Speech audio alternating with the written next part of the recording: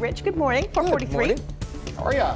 Doing well after a beautiful afternoon yesterday. Sure was. Lots of sunshine. Spectacular. It was great. It actually got hot. Yeah, it did feel a little warm in spot. We hit 67 officially out at SeaTac yesterday, so a pretty nice day out there. And today we're going to be right back in the same vicinity again with, well, a few more complications today than yesterday. There's always some fly in the ointment. Take a look out there. Tower Cam up in Bellingham showing a pretty quiet morning going on there. Cavalier Mid High School there in Lake Stevens.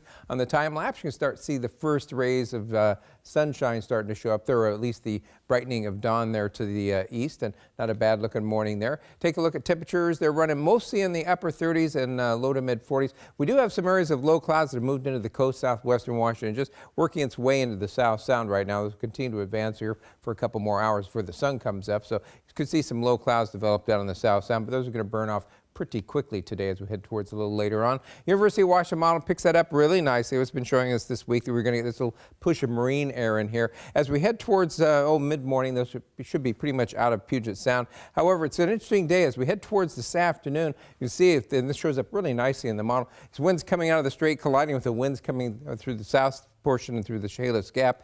Where we're seeing some convergence there, we're going to get enough lift in the atmosphere to produce a few showers, mainly northern Kitsap Peninsula. They're over the northeastern and Olympic Peninsula, and might see a sprinkle, maybe even make it over towards the Everett area potentially. This will be in the afternoon through early evening hours, but that goes away pretty quickly once we get towards sunset tonight, and then should be gone. Anything we get out of it's going to be pretty light, but don't be surprised if up in that area you see a little shower this afternoon. Elsewhere, though, you're just looking at sunshine, so the northwest always an interesting place to forecast for. As we head into Thursday, morning clouds with afternoon clearing, maybe a little bit cooler there, as that's going to be more extensive low clouds tomorrow morning. We'll see the low clouds move back in again on Friday morning, and then as we head into the weekend, just a lot of sunshine headed our way. So overall, we'll call it partly sunny today. That chance of an afternoon shower up there right around the northern tip of the Kitsap Peninsula and that area there. Temperatures today in the mid-60s. Morning clouds and afternoon sun, and cool Thursday.